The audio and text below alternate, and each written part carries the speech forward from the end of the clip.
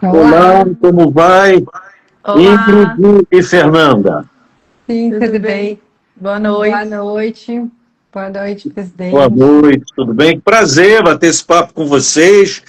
Duas jovens arquitetas com muita atuação aí no mercado. Muito Sim, bem. Eu acho muito legal a gente ter essa conversa para falar um pouquinho sobre a nossa atividade, o nosso cotidiano, as dificuldades que a gente enfrenta, para que a gente possa aqui compartilhar com os nossos colegas arquitetos, arquitetas e urbanistas do Brasil todo, não só aqui sim. do Rio de Janeiro, né? Sim, a gente agradece primeiro esse convite e também a gente valoriza muito o fato de o CAL estar se prontificando, assim, de ter esse contato com pessoas como nós, que fazemos, trabalhamos com arquitetura de interiores, com o gerenciamento de obra, com a gestão de obra.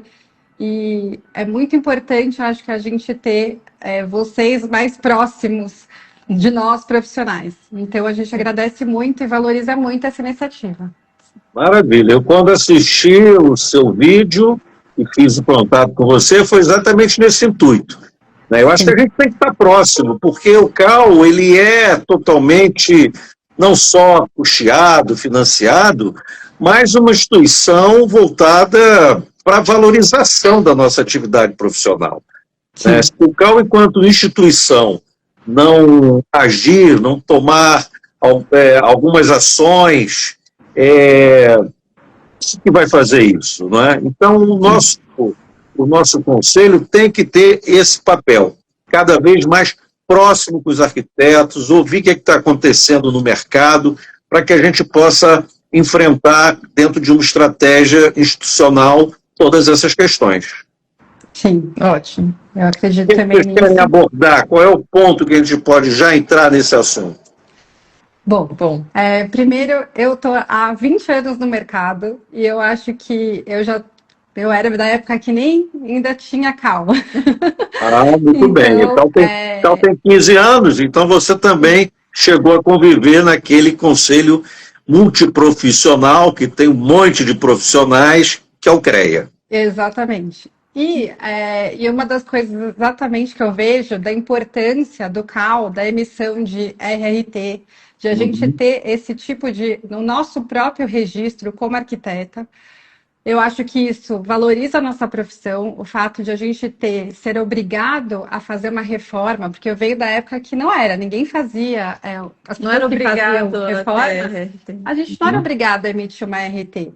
Uhum. Então, a gente acabava concorrendo com outros profissionais que também não eram profissionais, né? Uhum. Então, agora a gente poder ter isso, eu acho que é muito importante.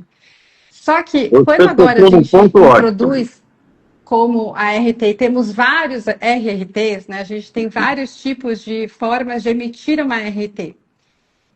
E acho que a primeira coisa que eu gostaria de perguntar seria, dentro das categorias que existem dentro do CICAL, quando a gente vai emitir, a gente pode emitir, a gente como fazendo obra, a gente pode emitir sendo acompanhamento de obra, gestão de obra, execução de obra, reforma, né? Não só como projeto, a gente tem outras categorias.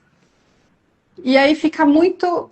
A gente tem muitas dúvidas enquanto a isso. Qual é o mais adequado para cada serviço que a gente presta? Principalmente, aí eu vou puxar um pouco para o nosso lado, para o tipo de serviço que a gente presta, que é de arquitetura de interiores, para uma reforma, que é o que, por exemplo, em São Paulo e nas grandes cidades, é o que a gente acaba fazendo mais do que uma construção de uma casa, né? A gente acaba tendo muitos clientes que são de reforma. Então, Então, Ingrid, você toca num ponto ótimo, que é essa questão do RRT. Antes de mais nada, é melhor e é importante a gente pontuar o que vem a ser esse RRT, né? O uhum, Registro de Responsabilidade Técnica. E qual a importância desse documento? Porque ele tem, na verdade, um valor duplo, tanto para nós, profissionais, como para os nossos clientes, ou seja, para a sociedade como um todo. Porque esse documento, ele assegura ao cliente que ele está contratando um profissional idôneo, registrado no conselho, né, um profissional com atuação profissional, de fato, de direito. Então, ele passa a ter de cara uma segurança, vamos dizer assim, jurídica nessa relação. E para nós profissionais é fundamental, porque esse RRT, de todas as obras, projetos, serviços, estudos que a gente faz, ele vai para o nosso acervo técnico. Em outras palavras, é uma espécie de um currículo nosso. Né? Então, quando a gente vai participar, por exemplo, de uma concorrência, ou de uma entrevista, ou de uma avaliação de contratação, a gente pode apresentar toda essa documentação, que é uma documentação oficial, porque o CAL também cumpre o papel de cartório, né? Então são documentos oficiais, reconhecidos pelo governo federal, e esses documentos, então, comprovam que você, Ingrid e Fernanda, e todos os arquitetos e arquitetas, de fato, realizaram aquele serviço. Então, o RRT, ele é muito legal, porque ele entra nesse aspecto do acervo técnico de todos nós. E é claro que você tem RRTs diferenciados, né? Já foi mais complicado isso no início da formação do CAL. Agora a gente já conseguiu simplificar mais um pouco, mas a ideia é simplificar mais ainda, para que a gente possa ter um documento assim, de mais fácil preenchimento, de manuseio e tudo mais. E às vezes os nossos clientes não entendem muito bem o que é isso, até porque é um documento que é pago. E é pago, pode ser pago pelo profissional, pode ser pago pelo cliente, isso vai depender do acordo que se estabelecer no contrato da prestação do nosso serviço técnico, né? Então, o RRT tem essa importância que eu considero que muita gente não compreende, né? Principalmente a sociedade, ela não entende muito bem por que isso. E os nossos colegas também, né? Ah, mas é pago, eu tenho que pagar. Sim, é pago porque faz parte do processo de manutenção e custeio do próprio conselho. Eu não sei se você sabe, Ingrid, Fernanda, o CAL não tem nenhum recurso, nenhum dinheiro público. Todo o dinheiro do Conselho é proveniente do nosso trabalho, ou dos nossos trabalhos. É proveniente das nossas anuidades e dos nossos RRTs e de demais taxas. E com esse recurso é que a gente gere o Conselho. Então, os arquitetos, principalmente os arquitetos, arquitetas urbanistas, tem que ter uma satisfação permanente do CAL do que é feito, inclusive, com esse recurso. Né? E uma das questões que é importante, que você colocou, é essa do preenchimento diferenciado de RRT.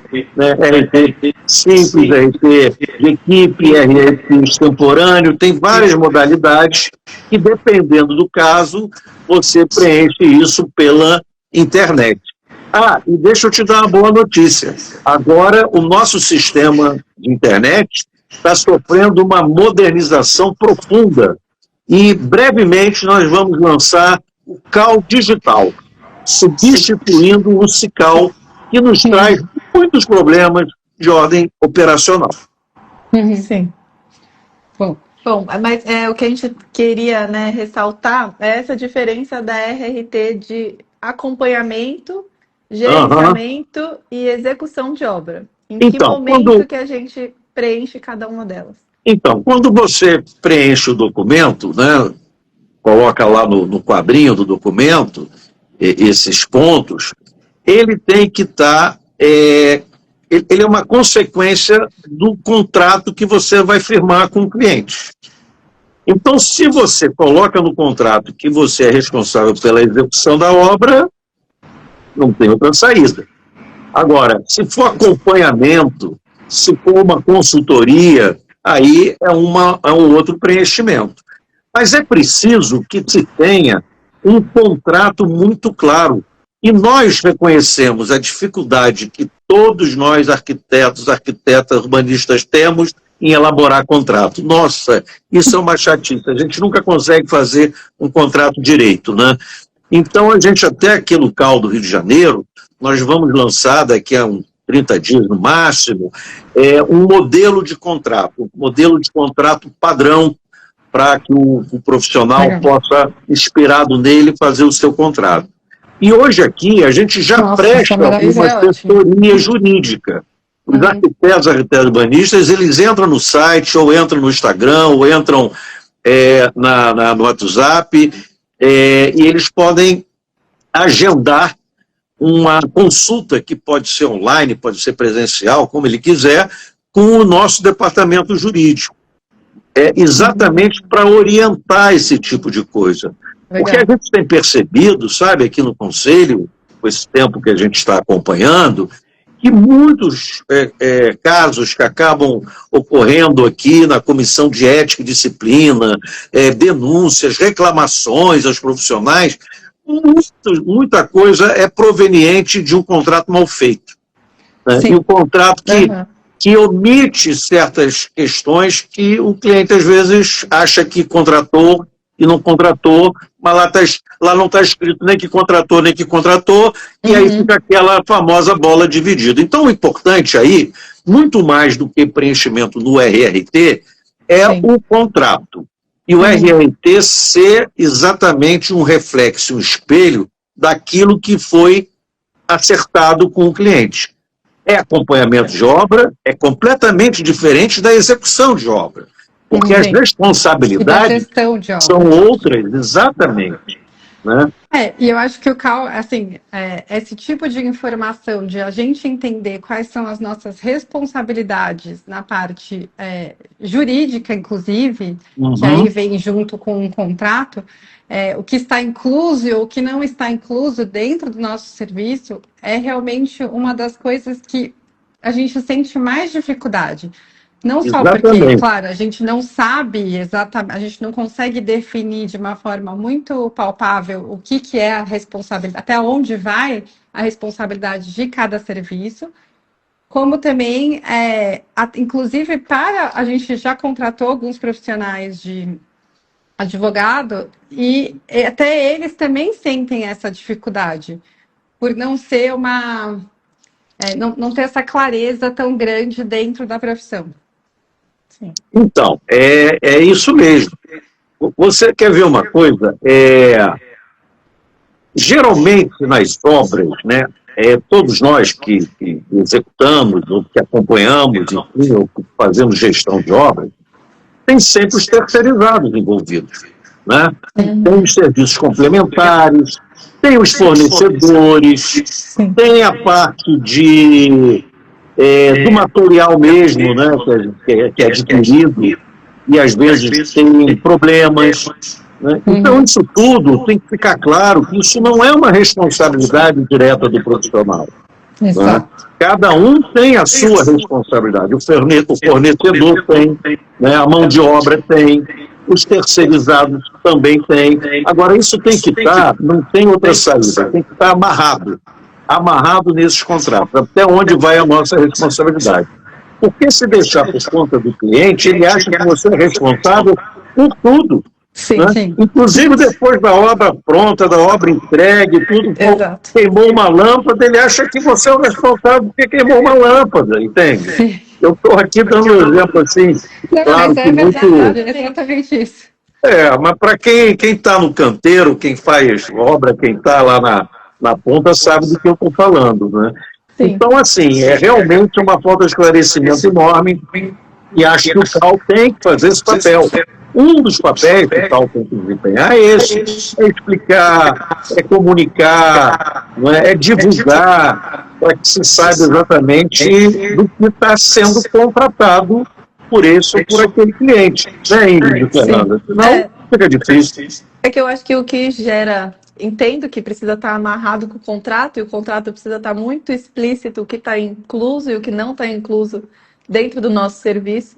Mas o que gera essa insegurança é que quando a gente vai fazer uma reforma de um apartamento, todos os condomínios exigem uma RRT de execução e não de gerenciamento ou acompanhamento de obra. Só que a RRT de execução deveria ser emitida pelo empreiteiro, ao meu ver, quem realmente vai executar.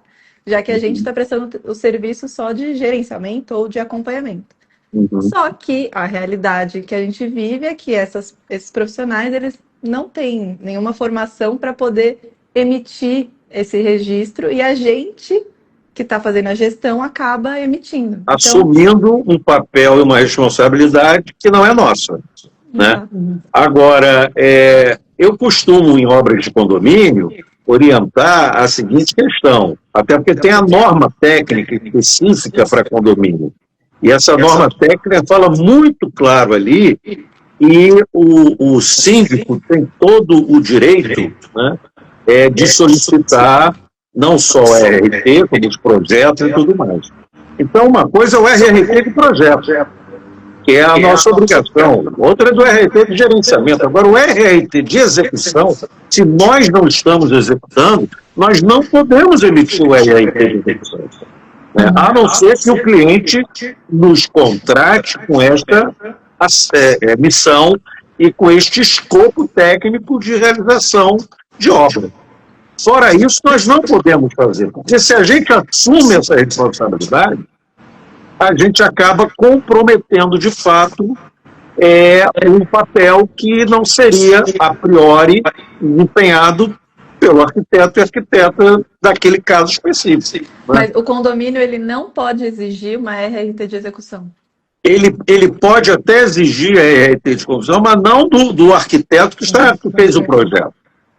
Tudo bem, ele pode exigir a RRT, ele pede ao proprietário. O proprietário é que tem que resolver a RRT de execução. Então, o proprietário contrata um engenheiro, contrata um outro arquiteto, ou contrata o próprio arquiteto para ficar responsável pela execução. Né? O que não pode, porque é muito comum eles forçarem essa barra, né? Mas não pode, porque nós não somos responsáveis pela execução. Né? Então, o síndico tem que entender, olha, o RRT está aqui, eu sou responsável pelo projeto, ou sou responsável pela gestão de obra. É isso que eu sou responsável. Ah, mas não tem o RRT de execução, olha, isso é um problema do senhor síndico, ou proprietário, um condômino. Eu não tenho nada a ver com essa história. Eu fui contratado para fazer o projeto e para fazer o gerenciamento, se for o caso. Isso tem que ficar sempre muito claro. Senão acaba ficando na conta dos arquitetos e arquitetas uma responsabilidade que não é nossa. Sim. Mas aí, tá ouvindo bem ali? Agora, é que a gente tirou o microfone, dá para ouvir? Tá, estou ouvindo bem. Não, agora eu ouvi mal. Oi? Tá ouvindo ou não? Tá, agora estou. Tá. Entendo que nesse caso, então, a gente não emite a RRT, mas aí o cliente também fica bom. Então, tem que contratar uma outra pessoa para emitir. Ou nos contratos. Mas o cliente tem que entender que até onde vai nossa responsabilidade. Né? Nós não podemos assumir a execução se nós não fomos contratados para isso e temos responsabilidade para isso. Acompanhamento de obra é uma outra coisa. Acompanhamento de obra para ver se o projeto foi implementado. Isso é acompanhamento de obra. Sim. Execução de obra é outra coisa. Execução de obra é a construção propriamente dita, né? A elaboração propriamente dita. E a gestão? E a gestão é uma coisa mais ampla que você faz o controle, inclusive, de materiais, de mão de obra, você faz o controle dos serviços terceirizados. Né? Essa é praticamente a gestão. Quer dizer, são três ações que são muito parecidas, mas que têm um escopo técnico próprio e diferenciado. Sim. Então a gente tem que ter muito cuidado quando fizer esse tipo de opção. Eu sei que, às vezes, a gente, para não perder o cliente, acaba entrando nessa, entende? Mas aí isso faz parte do jogo, isso faz parte do risco da atividade profissional, faz parte do risco de mercado, faz parte do jogo. A gente tem que, aos poucos, a gente vai pegando a vivência disso, né? A Ingrid falou que tem já 20 anos de profissão, né?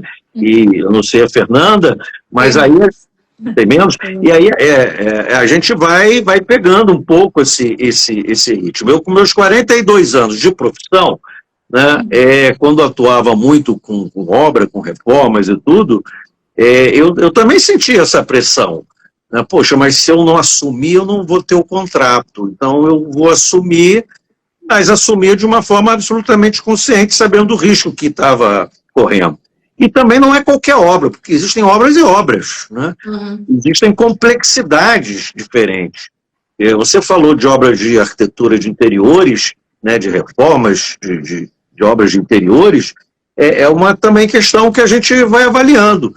Você pega, por exemplo, fazer uma reforma de um prédio, de um apartamento num prédio muito antigo, você sabe que o risco é grande. Você sabe que você vai encontrar, durante a demolição ali, ou a retirada de uma parede ou outra, você vai encontrar umas surpresas. Né? Você vai encontrar instalações que vocês não eram nem nascidas, e as instalações eram feitas. Né? Quantas vezes a gente pegava fiação de pano, né? Que era aquela fiação antiga, né? Barbarade, que não se usa mais. Né? Então, obra, enquanto mais antiga, a dificuldade, a responsabilidade e o risco é muito maior. Então tem que ter cuidado, realmente. Isso é a dinâmica da atividade profissional, a gente vai aprendendo. Eu acredito que quando é o interiores, o que acaba acontecendo é que você tem esse contato muito próximo com o cliente, que é diferente de quando você faz um projeto, enfim, de algum outro tipo de construção, são outros tipos de projeto. E por isso que assim, muitos dos nossos alunos acaba acontecendo que eles não foram, por exemplo, às vezes contratados para fazer um acompanhamento, nem um gerenciamento. Mas aí acaba que o cliente, mas você pode dar uma passadinha aqui para verificar? E aí acaba sendo a visita técnica já sendo responsável. Quando a pessoa vê, ela já está como responsável como tudo. É verdade. O cliente, a partir do momento que você pisa na obra, ele realmente acaba achando que você é responsável de tudo, pelo fornecedor, pela qualidade do produto do fornecedor, pela execução que o fornecedor fez, e que você fala, né, que tem coisas que não são da nossa responsabilidade, é realmente do terceiro. Exato. Porém, como a gente acaba sendo intermediário dessa pessoa, a gente acaba tendo essa, não sei se a gente chamaria de corresponsabilidade junto. E um dos problemas que eu vejo, assim, que eu gostaria de também perguntar em relação a isso, é a indicação. Quando a gente acaba falando, olha, porque obviamente, como durante os anos você acaba tendo pessoas que são mais suas parceiras, com quem você já trabalhou, de alguma forma, no trabalho. A gente, por exemplo, sempre fala sobre qualificação de profissionais, né? Quando a gente vai contratar, a gente fala, olha, antes de você contratar, você precisa qualificar essa pessoa. Não só com qualidade do produto apresentado, serviço, também da comunicação, se a pessoa entende, se você tem uma boa comunicação com essa pessoa, tem vários pontos que a gente coloca. Mas quando a gente fala para o cliente, olha, este profissional, né, pode ser este profissional ou este profissional, como a gente, né, como vocês enxergam isso? Que a partir do momento que a gente indicou, a gente se torna responsável também por aquele serviço, material? É claro que não somos responsáveis por uma indicação, mas isso também tem que ser bem dito, né, com todas as letras para o nosso cliente. Né, porque são duas coisas que os clientes costumam colocar sob o colo e a responsabilidade dos profissionais de arquitetura e urbanismo. Uma é essa questão da indicação, você indicou, você é o culpado, né, é o responsável. E a outra questão é de prazo. O fulano falou que entregava em 30 dias, já se passaram 40. Né? Produtos que você encomenda para entrega, que atrasa também. Eles vão entregar em 30 dias, daí não entrega, a culpa é nossa. Né? Então isso tudo tem que ficar muito claro para o cliente que não é culpa nossa. Agora, tem uma questão que é cultural mesmo, da incompreensão, né, da grande maioria das pessoas, da população e dos próprios clientes, do que é, de fato, o papel do arquiteto urbanista. Né? É uma coisa que a gente cansa de ver aí com os colegas, quando os clientes viram para a gente e dizem, vem cá, faz um desenhozinho aí para mim da minha cozinha, faz um negocinho. Nós não fazemos desenhozinho, né? Nós fazemos projetos. Né? Então, há uma incompreensão ainda cultural muito grande sobre essa atividade. E quando a gente tem um contrato ou um cliente, aí eles empurram tudo em cima da gente. Né? Até decoração. Você disse que esse papel parede ia ficar bom, não ficou. Então, sabe, tem que ter muito cuidado com isso. E aí eu acho que o CAL, novamente, tem um papel fundamental, que é esclarecer para a população como um todo, de fato, qual é o nosso papel. Né? Para que serve, na verdade, o arquiteto urbanista. Né? Então, aquela ideia que é verdadeira, de que a gente melhora os espaços, a gente melhora a vida das pessoas, né, na escala individual, a gente melhora os espaços públicos, urbanos, né, na escala de cidade, é uma luta constante que a gente tem que fazer. Daí as nossas instituições deveriam e deverão ter esse compromisso e esse papel político institucional de divulgação do que nós fazemos para as pessoas compreenderem. Né? Então, acho que tudo é uma questão de conversar, de esclarecer, de explicar, e eu sei que a gente tem medo, receio de fazer isso para não correr o risco de perder o cliente. Já é tão difícil hoje, né, você conseguir um cliente, o mercado cada vez mais complexo. E uma outra coisa, falando em mercado, que é papel do CAL, e a gente aqui no Rio de Janeiro está fazendo, é combater o exercício ilegal da profissão. Né, daquelas pessoas que se dizem arquitetas, e não são. São decoradores, são designers, mexe de obra, faz tudo. Um arquiteto é arquiteta, né? E acabam roubando, entre aspas, um mercado que seria naturalmente dos arquitetos e arquitetas. Eu vou fazer com o seu José, que é muito mais barato que contratar arquiteto. Sim. Arquiteto é para rico, arquiteto é para quem tem dinheiro. Né? E a gente tem também que desmistificar essa opinião e ressaltar o papel e a relevância do papel político e social dos arquitetos, né? Relacionado, inclusive, nessa questão das favelas, das comunidades, né? da habitação, da subhabitação. Então, isso tudo é muito relevante, eu acho que é uma tarefa sua, Ingrid, sua, Fernanda, minha, dos conselhos, a gente fazer o tempo todo. E vocês, enquanto arquitetas, têm que cada vez mais cobrar do conselho que ele se posicione, que ele se manifeste. Porque, como eu disse aqui, nós é que sustentamos esse conselho. Então, eles têm que atuar a favor da atividade, ampliar cada vez mais mercado, criar condições de trabalho cada vez mais para os arquitetos, tanto na área privada como na área pública, né? Mostrar às pessoas a diferença quando você vai num lugar, uma casa, uma praça, que tem um restaurante, um bar, que tem o dedo do arquiteto, e um lugar igualzinho àquele quando não tem o dedo do arquiteto. É nítido isso.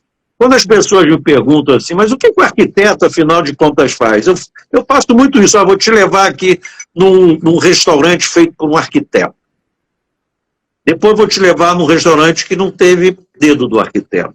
É nítido a ambiência urbana, é nítida a melhoria do ambiente interno. Né? Então, esse é o papel nosso. Né? Cada vez mais qualificar os espaços, melhorar a possibilidade de relação entre as pessoas, de convívio e tudo mais.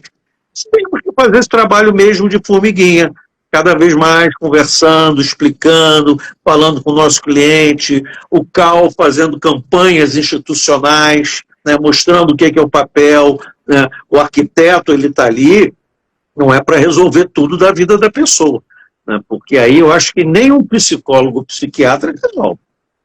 Sim, mas eu acho que é muito importante mesmo esse movimento educacional que a gente precisa tanto nós diretamente com o cliente, quando o cliente já vem pedir um orçamento para a gente tem que desmistificar várias coisas e derrubar várias expectativas ali dele em relação a prazo e como funciona.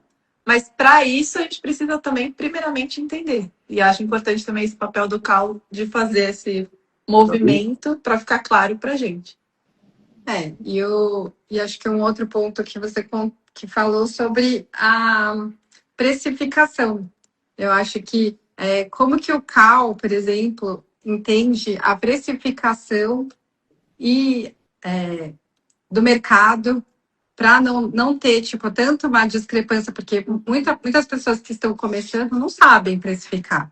Elas não entendem quanto custa a sua hora, eles não tiveram isso na faculdade.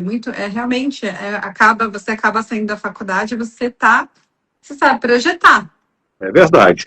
Existe no Cal, tem uma tabela de honorários que está no site, que é uma tabela de referência, porque é uma tabela um pouquinho assim fora da realidade de mercado, né?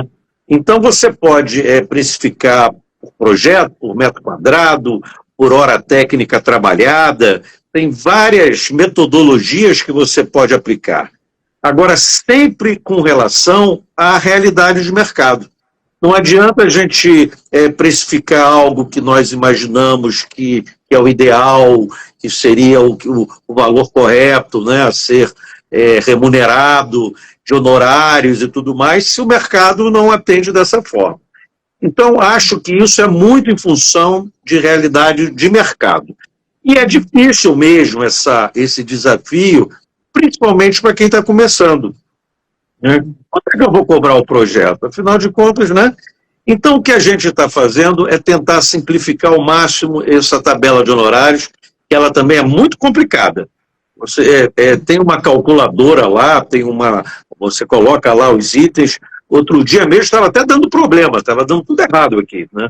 Tivemos que fazer uma solicitação de realinhamento disso junto ao sistema operado pelo CalBR. Mas esse é um desafio, não tem uma fórmula para enfrentar isso. Isso é mercado, é tentativa e erro, a gente ir sentindo como as coisas vão acontecendo, até a gente ter, de fato, o domínio, né, dessa situação. Né? Mas, olha, estão me avisando aqui que o nosso tempo está esgotado, mas então a gente podia partir agora para concluir um pouco aqui o nosso papo, né? Sim, eu achei ótima essa conversa e acho que tem que ter mais. Se vocês quiserem, vamos programar outras, com outros temas, inclusive. Fazer uma última pergunta de quando que você tem alguma previsão de liberar o modelo de contrato que vocês falaram aqui? Então, a gente vai fazer aqui, daqui a uns 30 dias, mais ou menos, eu vou pedir até aqui para o pessoal já incluir vocês aqui no convite, na reunião, porque vai ser uma reunião híbrida que nós vamos fazer. Então, já incluir vocês duas, por gentileza, né, a Fernanda e a Ingrid, e nós vamos fazer um bate-papo entre nós, com assessoria técnica, com assessoria jurídica, vamos fazer uma conversa com os profissionais que atuam exatamente nesse ramo, uma conversa para apresentar um modelo padrão, que já existe, por exemplo, o Rio Grande do Sul, se não faz memória, o Rio Grande do Sul, o Paraná já faz algo parecido, né? E a gente vai fazer aqui no Rio de Janeiro, que é um contrato padrão, que não é um contrato padrão assim definitivo, a gente vai mudando, transformando ele, alterando ele conforme a dinâmica da vida e do mercado profissional, mas um contrato mínimo e dê segurança para todos nós. Né? Então, me comprometo aqui, ao vivo, aqui com vocês, de convidá-las para esse encontro que está sendo marcado, eu acho que no máximo em 30 dias. Antes disso, a gente está marcando esse encontro para bater esse papo e apresentar essa ideia de se fazer um contrato padrão para que sirva de parâmetro, né, e respaldo jurídico para que a gente possa elaborar contrato com os nossos clientes. Ótimo. Tá bom? Ótimo. Obrigada. Meninas, foi ótimo, muito prazer, parabéns pelo trabalho de vocês. Continue nas redes sociais, né? bota a boca no trombone, denuncia, reclama, porque se não fizerem isso, ninguém vai lutar por vocês. Nem o CAL. O CAL tem que puxar a orelha dessa turma. Aqui no Rio de Janeiro a gente está fazendo um trabalho bacana, mas tem muita coisa ainda para caminhar e a gente tem cada vez mais que cobrar essas ações.